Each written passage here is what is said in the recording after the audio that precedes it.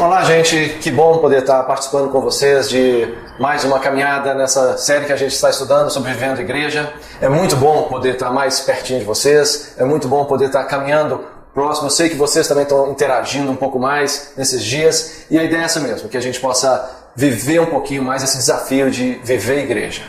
O tema que a gente tem para trabalhar hoje é: amar é muito mais fácil do que parece.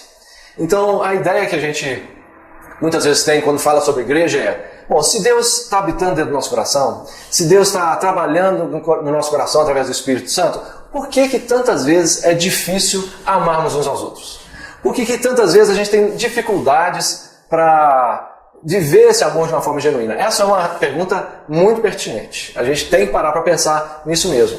Uma das coisas que a gente tem que pensar é que amar não é só um sentimento do nosso coração. Amar não é só aquele calorzinho que a gente tem no coração uns pelos outros. Amar é uma questão prática. Quando a gente vê o amor, biblicamente falando, esse amor de Deus pra gente, amar é uma questão muito prática.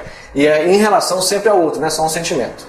Jesus, no Evangelho de Marcos, capítulo 12, versos 30 e 31, diz o seguinte: ele respondendo a quais são os dois mais importantes mandamentos. Ele diz: ame o Senhor, o seu Deus, de todo o seu coração, de toda a sua alma, de todo o seu entendimento e de todas as suas forças. E ame ao seu próximo como a si mesmo. Não existe mandamento maior do que esse.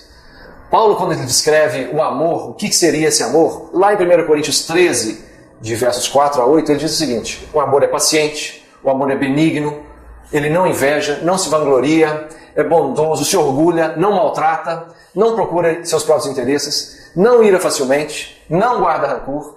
O amor não se alegra com a injustiça, mas se alegra com a verdade. Tudo sofre, tudo crê, tudo espera, tudo suporta. O amor nunca perece. Olha só que coisa tremenda.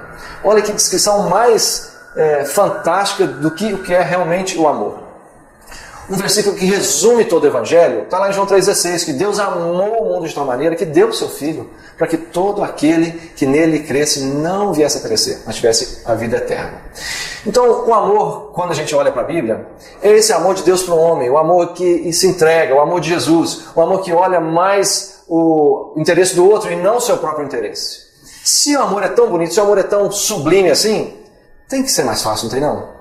Amar uns aos outros é muito mais fácil do que a gente imagina, mas a gente tem que prestar atenção em algumas coisas. E eu queria passar por essas questões. Primeira questão que eu quero tocar é a seguinte: o amor se torna mais fácil quando nós entendemos que o nosso processo de santificação ainda não está completo. Olha, é certo que o Espírito Santo começou o processo de santificação na nossa vida. Todos aqueles que entregaram sua vida a Cristo, o Espírito começou o processo de santificação. Só que é um processo, não é um evento que aconteceu de uma vez por todas. É um processo que vai caminhando paulatinamente, dia após dia. Com a entrada do pecado na vida do homem, nós tivemos uma tendência dentro do nosso coração. Temos essa tendência. Se nós fôssemos eleger as 3 pessoas mais importantes da nossa vida, nós elegeríamos: primeiro lugar, eu. Segundo lugar, eu. Terceiro lugar, eu também. Nós tendemos a nos colocar no centro de todo o universo. Ao habitar em nós, o Espírito Santo começa a quebrar isso, começa a tratar isso, tirando a gente do centro e colocando o próprio Jesus Cristo no centro. Só que isso é uma obra. A gente muitas vezes fica no extremo. Ou a gente acha que tem que ser todo mundo perfeito, e se todas as pessoas não são perfeitas, eu não estou na brincadeira. Ou às vezes a gente vai para o outro lado, que é: todo mundo é falho mesmo, eu não confio em ninguém e eu não vou me aproximar de ninguém. Nós não podemos ficar nem no extremo, nem no outro.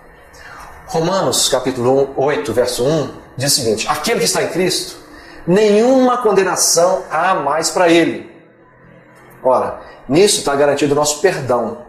Mas, uma vez perdoados, nós temos que começar a praticar o amor de Deus, praticar essa vida com Deus, para que o amor encha o nosso coração.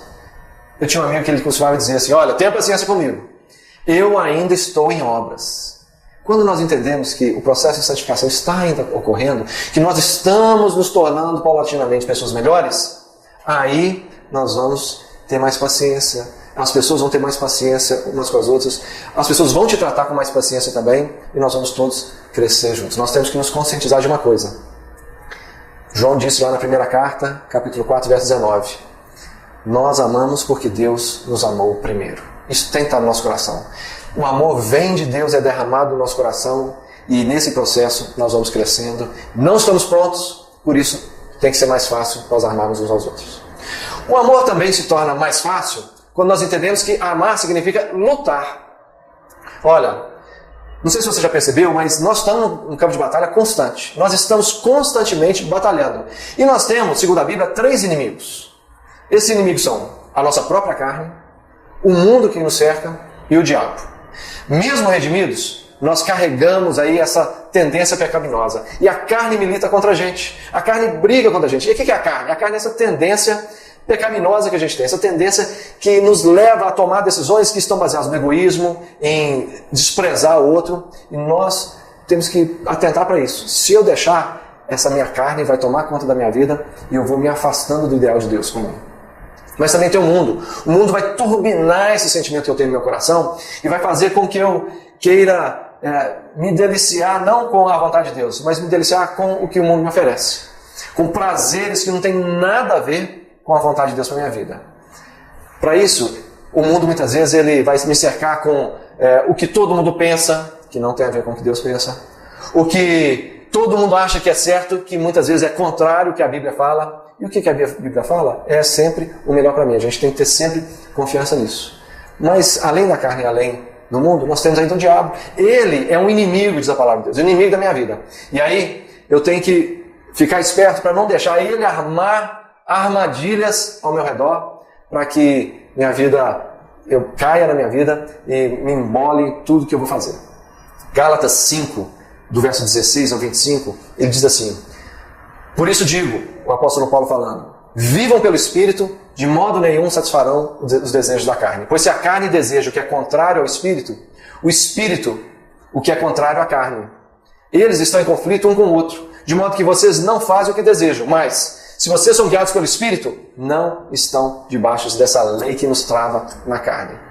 E aí ele fala de uma lista aí de obras da carne. Tem tudo a ver com relacionamento. Ele diz assim, olha, aqueles que praticam ódio, discórdia, ciúme, feitiçaria, ira, egoísmo, esses não herdarão o reino de Deus. Mas, ele fala, o fruto do Espírito é amor, alegria, paciência, amabilidade, bondade, fidelidade, mansidão, domínio próprio.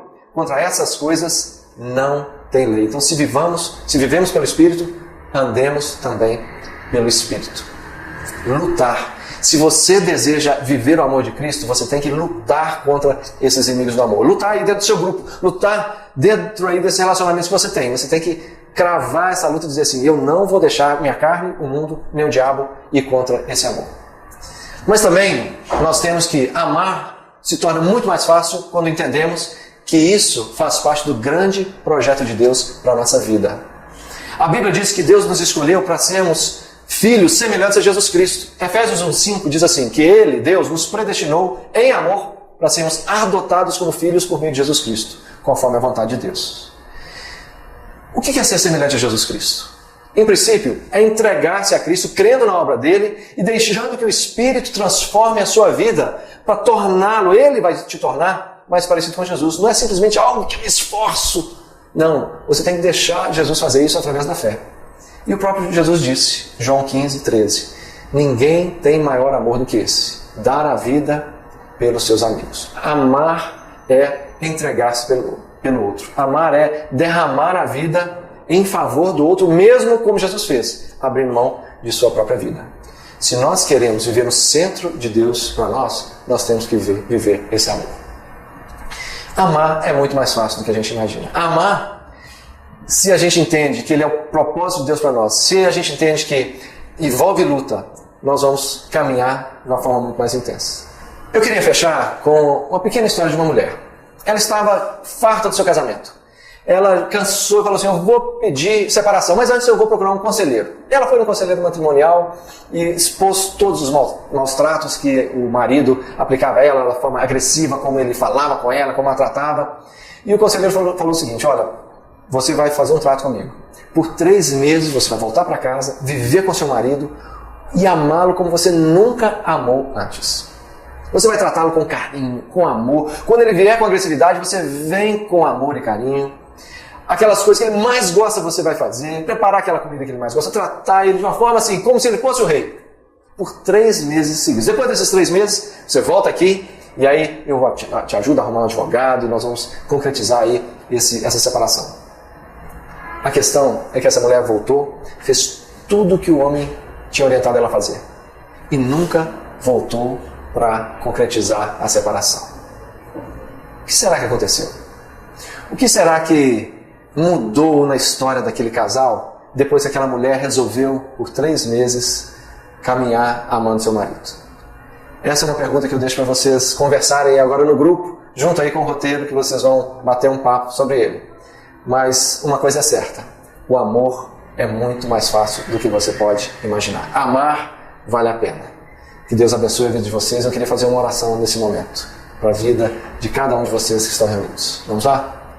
Deus, nós te agradecemos por esse tempo precioso, agradecemos por teu amor. Pedimos que agora o Senhor derrame com o teu Santo Espírito de uma forma especial sobre cada um essa graça, esse amor que vem do trono do Senhor e muda as nossas vidas. É a oração que eu te peço, em nome do teu Filho amado Jesus Cristo. Amém.